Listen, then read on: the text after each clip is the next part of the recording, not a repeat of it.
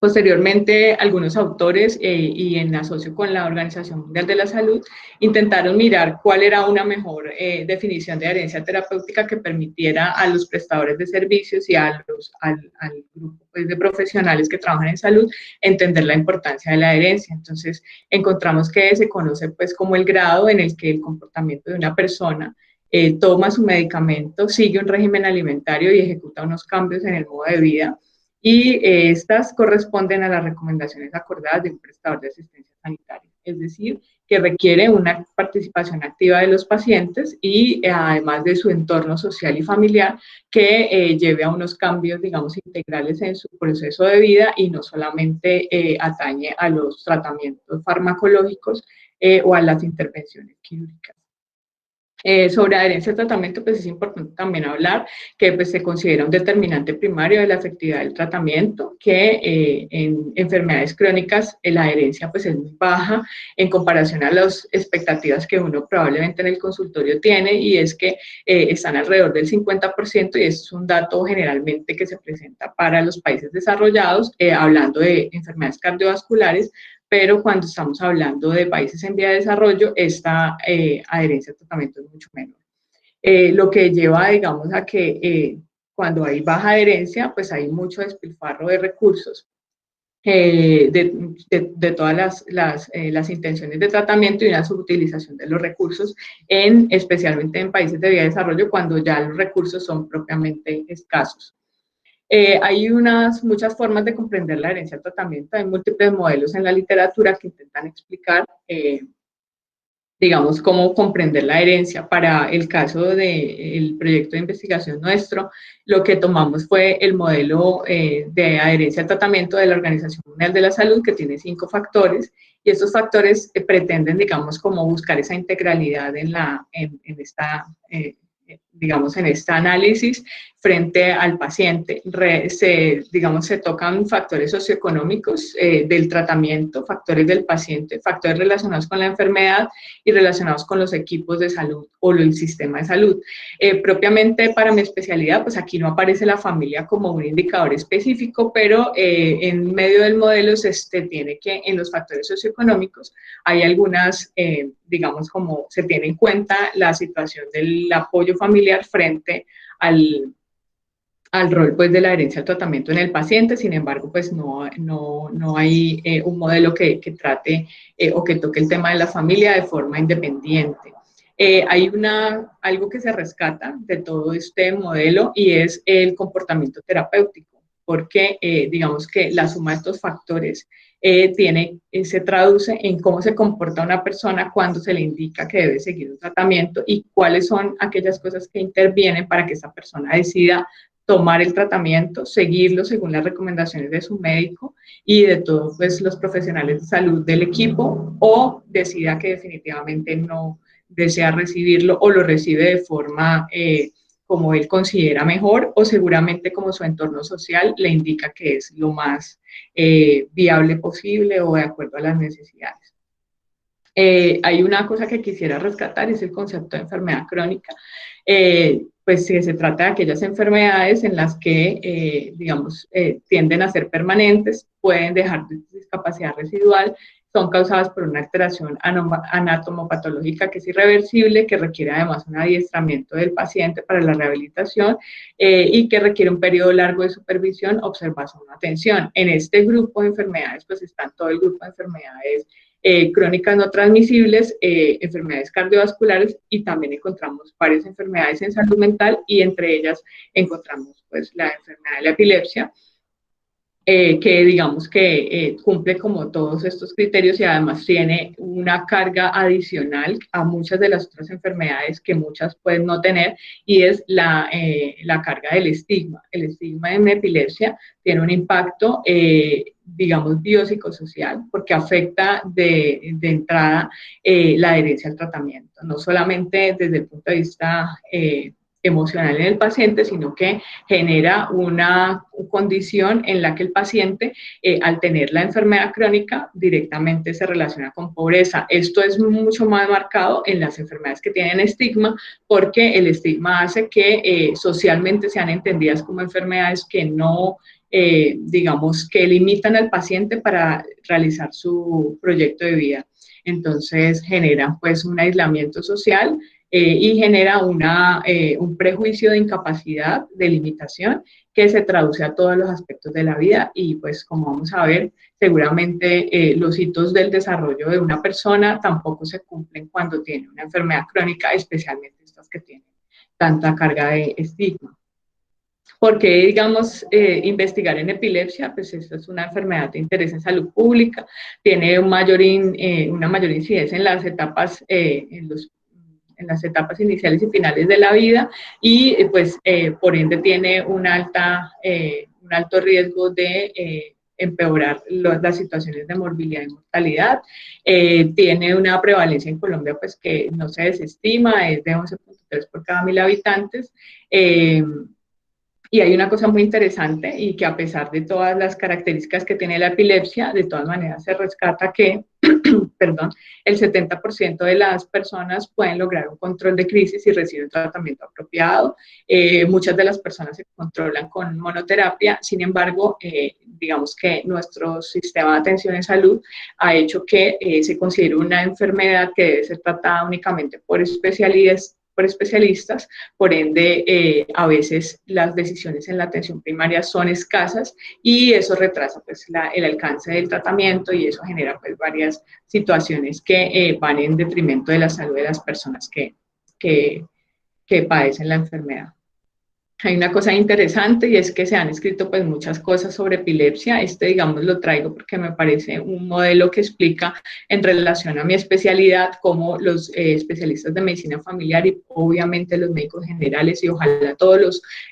profesionales de salud que están en la atención de primer nivel y en la atención primaria, digamos, la puerta de entrada de cualquier nivel de atención estuvieran relacionados con la importancia que tiene la epilepsia para la salud pública y de todo, digamos, lo que indica el modelo. Quisiera mostrarles este modelo donde pues están los niveles de atención en relación a epilepsia, como digamos de forma transversal es necesario el conocimiento de la epilepsia, los síntomas y los efectos que tiene en la salud a nivel biopsicosocial, cómo digamos los servicios sociales son importantes y el nivel educativo, las intervenciones educativas sociales son importantes para comprender la enfermedad. Y pues tenemos que en el nivel 1, que es lo que conocemos la mayoría como atención primaria, aunque pues realmente este concepto tal vez no sea tan exacto, se requiere para la identificación de los síntomas, el diagnóstico del tratamiento básico. Después viene un nivel 2 donde aparecen ya una atención especializada, donde se realizan unas pruebas específicas y donde se optimiza el tratamiento farmacológico que debió haberse iniciado en el primer nivel y que seguramente si no logra controlar crisis va a aparecer en este nivel de atención. Y en el nivel 3, cuando se requiere un tratamiento farmacológico y no farmacológico integral, en el que probablemente tendremos a los pacientes que hacen epilepsia refractaria, aquellos que requieren y son candidatos a cirugía de epilepsia o aquellos que tienen digamos, síndromes específicos que requieren intervención por los especialistas en neurología. ¿Qué factores pues influyen en el control de la epilepsia? Entonces, de los principales que se ha evidenciado está la dificultad en la adherencia al tratamiento, hay dificultades en la disponibilidad y acceso a los medicamentos, hay estudios que muestran que en países en vía de desarrollo pagamos mucho más por medicamentos anticomiciales que en otros países desarrollados, y pues esto, digamos, como muchas cosas de salud pública, pues son, digamos, increíbles, pero es lo que realmente pues sucede. Y la falta de conocimiento de personal de salud para iniciar el tratamiento en el primer nivel de atención es una cosa que es bastante común en los países en vía de desarrollo, por ende los pacientes cuando llegan a la atención especializada generalmente llegan con las secuelas propias de la enfermedad que además habían podido ser prevenibles con una atención primaria ideal. Para el caso de mi estudio, pues, ¿por qué evaluar la percepción de la funcionalidad familiar en epilepsia? Pues la familia, no hablando de una familia nuclear, porque ese no es el concepto de familia, real, pero la familia como un constructo social de apoyo psicosocial a las personas, digamos, es una estructura que permite que las personas se hagan cargo de el autocuidado, y a través de ese autocuidado pues hay que hacer unas bases de conocimiento sobre la enfermedad que se padece. El funcionamiento familiar permite que las personas tengan necesidades o resueltas o situaciones donde permitan el afrontamiento de situaciones de crisis. Ese manejo de las crisis también se hace de forma más efectiva en familia. Los recursos económicos y sociales se movilizan a través de las familias, y el manejo del estigma, ya que la familia es el primer, digamos, como refugio de la persona cuando hay situaciones en donde la sociedad considera que hay características que no se consideran normales, entre comillas. Entonces aparece la familia como una estructura. En la medida en que la familia no tenga un soporte importante a este nivel, probablemente todos estos aspectos necesarios para llevar a cabo, sobrellevar una enfermedad, especialmente una enfermedad crónica, va a ser mucho más difícil para que un individuo pues lo haga de forma sola, además de forma independiente, además que se enfrenta, digamos, a una sociedad con limitaciones grandes para entender la diferencia y para entender las situaciones de vulnerabilidad de las personas. El tema de adherencia, pues, en enfermedades crónicas requiere un enfoque multidisciplinario, y ahora pues hablamos de otras palabras como transdisciplinariedad, y seguramente vendrán otras palabras que puedan ejemplificar el hecho del trabajo en equipo, que no depende solamente de un médico y mucho menos de un especialista, sino del trabajo mancomunado de los equipos de salud, que en atención primaria pues son completamente trascendentales.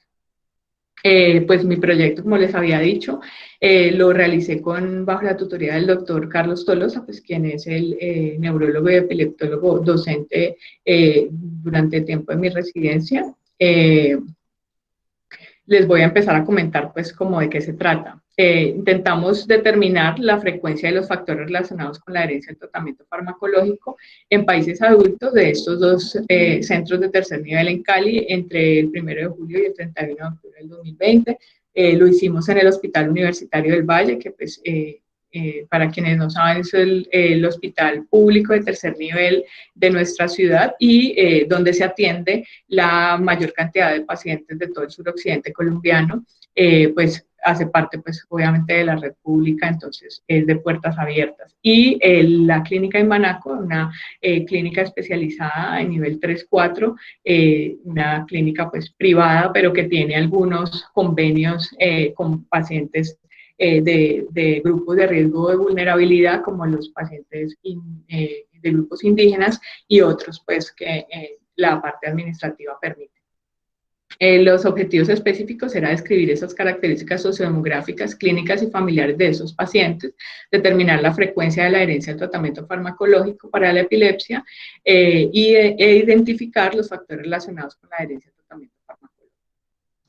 En la metodología, entonces, tenemos que, pues, hicimos un estudio observacional descriptivo con alcance analítico, con una recolección de información ambidextrina. Tomamos datos de historia clínica, pero complementamos obviamente los datos con una encuesta que realizamos a estos pacientes, todos pacientes mayores de 18 años que estaban diagnosticados con epilepsia y que pues acudían a la consulta especializada en neurología en estas dos instituciones. Los instrumentos que usamos para medir adherencia, pues medimos adherencia con la escala de Morisky de 8 ítems, una escala, digamos, que es ampliamente utilizada en varios estudios a nivel de medir adherencia en enfermedades crónicas. Propiamente no está validada para epilepsia en Colombia, pero se ha usado está validada para enfermedad renal crónica, hipertensión y otras enfermedades en habla hispana y en enfermedad renal crónica en Colombia. Y digamos por la semejanza que tienen todo el grupo de enfermedades de todas las enfermedades crónicas, decidimos usarla. Básicamente es una escala que pues hace parte del grupo de medición indirecta de la adherencia, porque la medición directa pues es costosa, medir, digamos, fármacos en sangre, hacer una medición exacta, es muy compleja para hacer este tipo de estudios. Digamos que esta es reproducible, pues obviamente económica en términos de que no hay que invertir otros recursos aparte de la encuesta con el paciente, pero también tiene sus factores, pues, digamos, desventajas en términos de que a veces los pacientes tienden pues, a cambiar las respuestas en la percepción de que consideran que están siendo evaluados frente a y van a recibir algún prejuicio, algún castigo médico, por así decirlo, en términos de si contestan que no se han tomado los medicamentos. Pretende, digamos, la encuesta mirar qué tipo de barrera hay para el cumplimiento pues, del medicamento. Y también hay muchas críticas a veces porque dicen que cualquier alteración, digamos, cualquier respuesta, digamos, que no sea esperable en la encuesta, va a generar que el paciente pues sea clasificado como no adherente. Entonces, digamos, pues esa parte también puede sobreestimar las respuestas. Tenemos también el APGAR familiar, que es el instrumento para medir percepción de funcionalidad familiar. Digamos, es una escala que nos permite evaluar rápidamente qué tanto apoyo, qué tanto soporte social, familiar, qué tanto apoyo en comunicación existe dentro del núcleo familiar, entendiendo que la familia es el grupo de personas los cuales la persona considere que son su familia, no tiene que ser netamente un vínculo consanguíneo. Y hay una modificación del APGAR donde incluyen el apoyo de los amigos como una red psicosocial importante en, digamos, escenarios donde probablemente las familias puedan no ser suficientes y se considera pues que son importantes. Sin embargo, el puntaje, esto no hace parte del puntaje, el puntaje solamente va netamente a las preguntas familiares y uno evalúa la parte de amigos solamente para hacer intervenciones psicosociales. Los criterios de inclusión pues fueron que fueran pacientes mayores de 18 años con estos diagnósticos, que hayan tenido por lo menos una consulta con la especialidad de neurología, y se excluyeron aquellos pacientes donde no contamos con la información completa de la historia clínica, aquellos que tuviesen deterioro cognitivo u otras situaciones donde no tuvieran acudiente o persona acompañante que pudiera responder las preguntas, a los cuestionarios, y pacientes que no firmaran el consentimiento. El estudio lo realizamos pues con las encuestas en las dos instituciones de tercer nivel.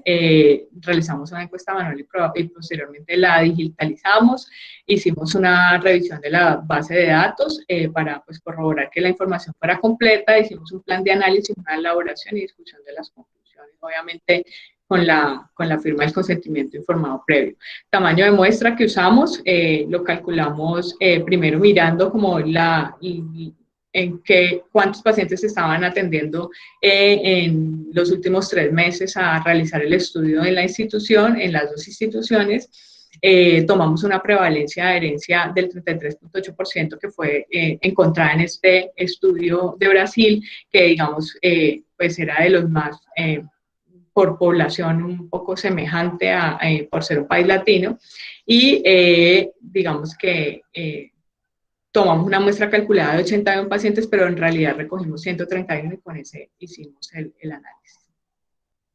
Esta es pues la tabla donde mostramos el poder estadístico que usamos. Entonces digamos que es esa manera pues de información.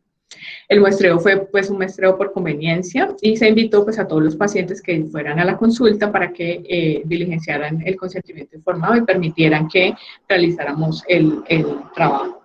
Las consideraciones éticas, pues cumplimos con toda la normatividad que se considera. Este es un estudio que se considera de riesgo mínimo y se inició posterior a haber obtenido autorización del Comité de Ética del Centro Médico en Banaco, del Hospital Universitario y de la Universidad del Valle. Y pues todos los pacientes incluidos fueron aquellos que tuvieron el consentimiento informado firmado. Las variables del estudio, si recuerdan, les había comentado pues el modelo de atención. Entonces, bajo el modelo de atención, digamos que construimos nuestro grupo de variables y nuestra variable dependiente fue la adherencia al tratamiento farmacológico medida por la escala de Morisky. Teníamos en cuenta factores socioeconómicos, factores relacionados con el paciente, donde estaba el apoyo familiar, factores relacionados con la enfermedad, donde estaban los diagnósticos, el tipo pues, de convulsión, el tipo de crisis, perdón, el tipo de comorbilidad. Digamos que la comorbilidad en muchos casos en otros estudios no se midió, pero nos pareció importante revisarla porque es algo que pues atañe también a la atención integral. Los factores relacionados con el sistema, el régimen de salud, todo lo que tiene que ver con la atención integral del sistema que atañe al paciente.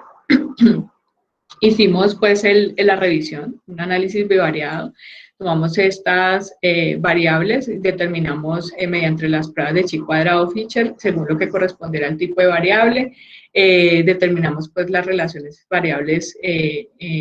que se usaron, usamos pues las tablas de contingencia y usamos el OR como la fuerza de asociación y nuestro intervalo de confianza del 95%. Para estas variables se usó un valor de P menor a 0.05 como estadísticamente significativo, y para el análisis multivariado se realizó pues regresión logística binomial para la expresión del peso de las variables que en el análisis variado presentaron significancia estadística de P0.25 fueron, digamos, como recolectadas para el análisis multivariado final y pues respetamos este mismo valor de significancia estadística. Voy a contarles un poco los resultados que tenemos. Tenemos unos resultados descriptivos de cada una de las variables, las características sociodemográficas inicialmente. Tuvimos más pacientes, un poquito más de pacientes en el hospital universitario. La mayoría de nuestros pacientes fueron de sexo masculino, de sexo femenino, perdón.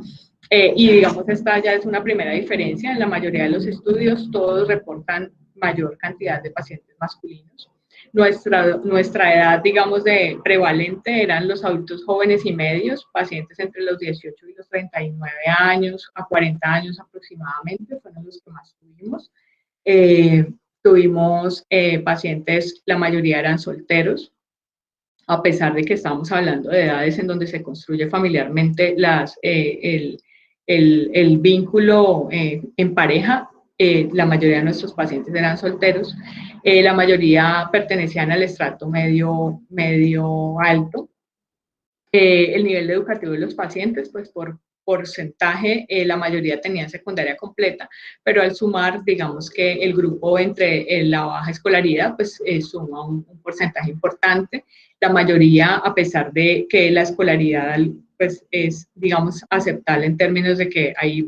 incluso hay casi un 20% de pacientes universitarios, la ocupación de los pacientes, la mayoría eran dependientes económicamente de sus familias, y eso, digamos, que empieza a dar una muestra de lo que significa,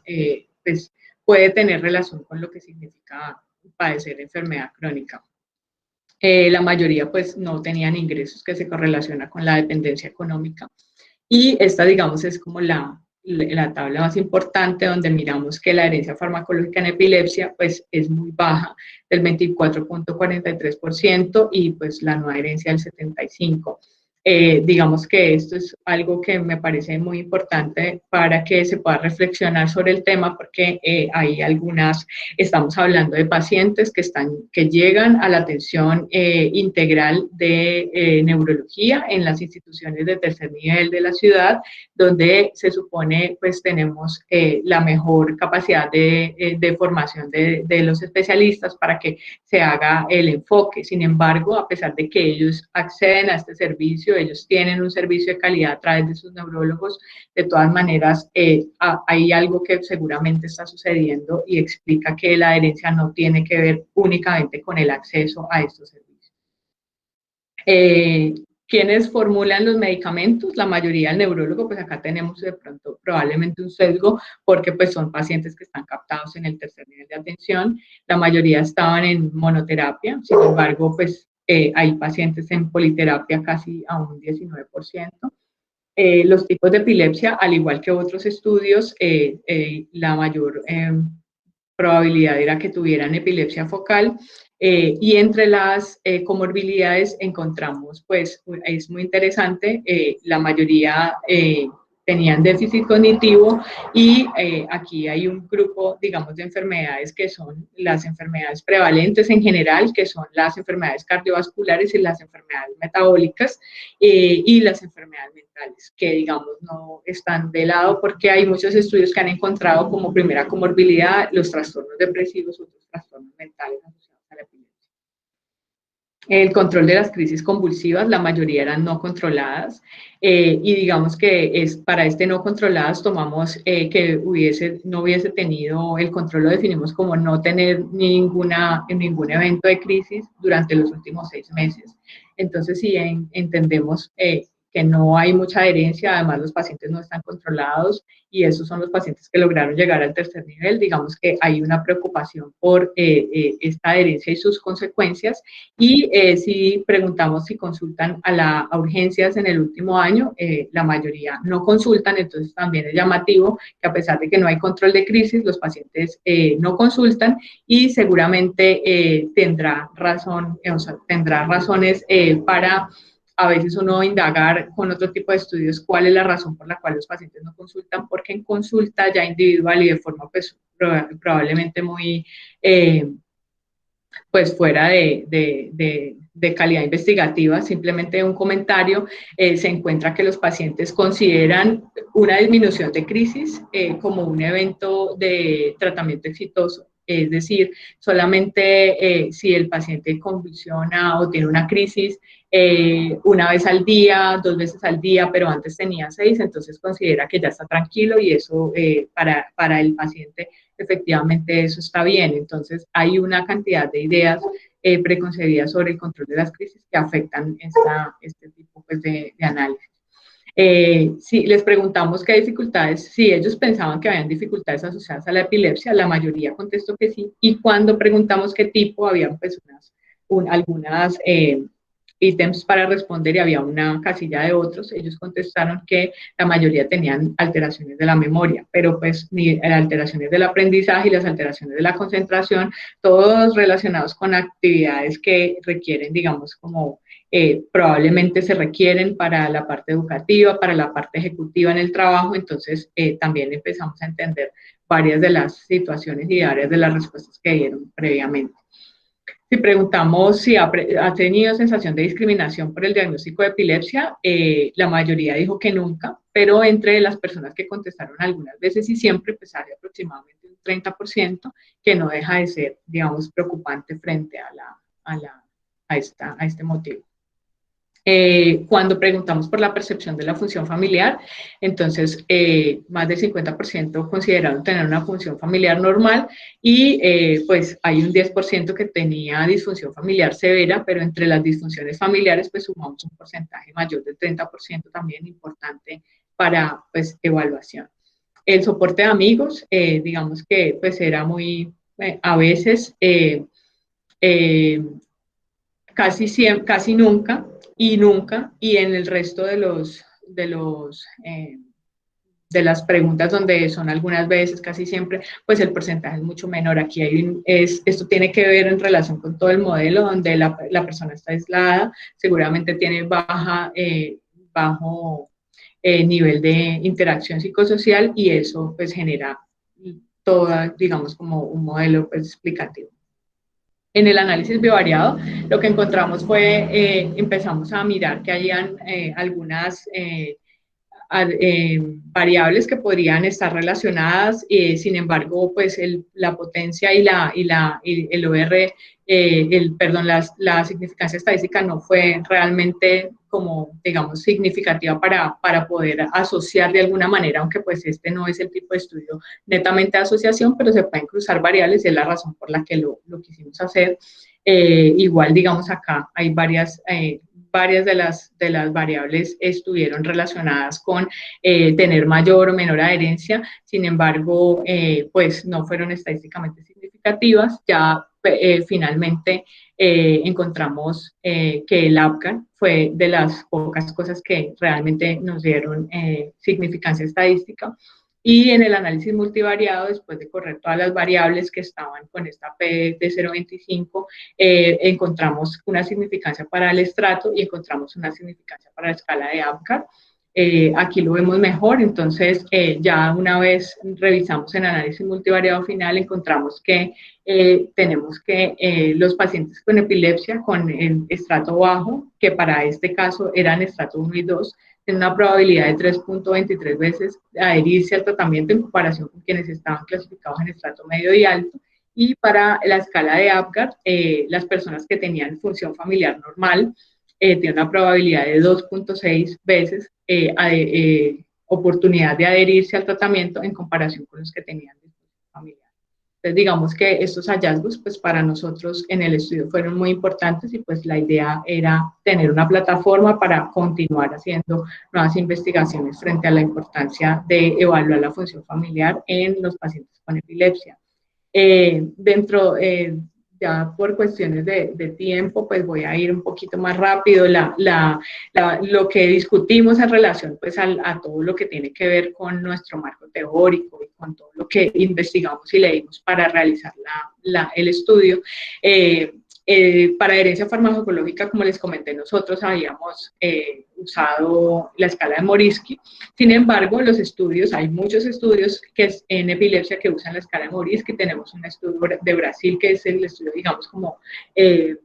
nos pareció muy importante porque pues era un estudio latinoamericano. Ahí encontraron varias relaciones con respecto a la adherencia. Ellos encontraron significancia con género, con la edad, con el estado el control de las convulsiones, con la complejidad del régimen del tratamiento, pero ellos relacionaron fue con no adherencia. Otro estudio en Singapur evaluó y encontró que el estado socioeconómico bajo estaba relacionado con no adherencia y el tipo de epilepsia. En China hubo otro estudio, además que el estudio de China lo que encontró fue que la duración de la enfermedad estaba relacionada con adherencia y este estudio específicamente validó la escala de Morisky en esta población para pacientes con epilepsia específicamente. Hay otras escalas que se han medido para adherencia, digamos, en otros, se han usado otros mecanismos y han encontrado, digamos, diferentes resultados. Generalmente el control de crisis y los pocos efectos adversos están relacionados con adherencia para este estudio y que el usar nuevos anticomiciales con adherencia digamos, se relaciona y mayor número de dosis con no adherencia. Para la parte de la función familiar, donde nosotros encontramos nuestra relación, encontramos además también que lo de soporte de amigos era muchísimo, el no tener soporte de amigos, que es, digamos, psicosocialmente algo muy complejo. Encontramos que no se ha medido con Apgar, digamos, en muchos estudios realmente solo encontramos uno que era literatura gris de una estudiante de medicina familiar de México que pues a ella le dio relación, la mayoría de los pacientes también tenían función familiar como los de nosotros, pero el 15% que tenían disfunción familiar tenían difícil control, pero pues no está publicado. Y hay algunos otros que no usaron instrumentos de medida, entonces solamente le preguntaban a la persona pues qué pensaban sobre su percepción de familia y digamos que la gran mayoría contestaba que tenía percepción de apoyo familiar. Otros han evaluado ese apoyo social para estos estudios, por ejemplo, ellos crearon sus propias escalas de mirar el apoyo social y han encontrado a través de esas escalas que un menor apoyo social percibido genera menor adherencia a los antiepilépticos y que el 97% pues tuvieron satisfacción de apoyo social y el 89% familiares y amigos les recordaron tomar los medicamentos, es decir, que hay una tendencia probablemente a que el apoyo social y el apoyo familiar se esté relacionado con la mejoría de la adherencia al tratamiento. Pues para no detenerme mucho, realmente consideramos que este estudio era importante porque tenemos pocos estudios en el área, digamos localmente y en Colombia, que nuestra población, digamos de más de 100 pacientes, pues era importante los resultados que íbamos a obtener y como debilidades que teníamos un estudio con alcance analítico, pero no podemos establecer relación causal porque pues esta no es el tipo de estudio para esto, sin embargo se intentó realizar como un cruce de variables con el fin de relacionar algunas cosas y que se hizo un muestreo por conveniencia, pues realmente no teníamos opción como para hacer un muestreo distinto. Como conclusiones, entonces, tenemos que la función familiar normal se relaciona positivamente con la adherencia al tratamiento farmacológico y que reconocer esta funcionalidad familiar como un elemento clave en la adherencia farmacológica, pues indica que debemos incluirla en el análisis de la adherencia en los pacientes de enfermedad crónica, especialmente de los pacientes con epilepsia. Hay otras estrategias que podemos usar para mejorar la atención de los pacientes con epilepsia. Yo pienso que el trabajo de investigación y trabajo intersectorial es importante. Luchar porque la ley 1414 de 2010 del doctor, pues, promovida por el doctor Fandiño se cumpla en los pacientes con epilepsia, porque como cualquier paciente con enfermedad crónica debería tener asegurado su atención biopsicosocial. Sin embargo, pues mientras nuestra atención primaria sea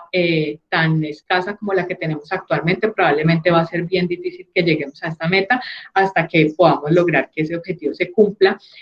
También la Política Nacional de Salud Mental incluye la epilepsia como un pilar fundamental, donde también la atención primaria pues es el actor principal, y la capacitación a estos equipos de atención primaria sobre el abordaje biopsicosocial es necesario. Básicamente, pues acá está la guía de intervención de HGAP, que incluso el doctor Rojas ha empezado a realizar desde ya hace, creo que unos 2 años, el proceso de entrenamiento a los médicos generales. Sin embargo,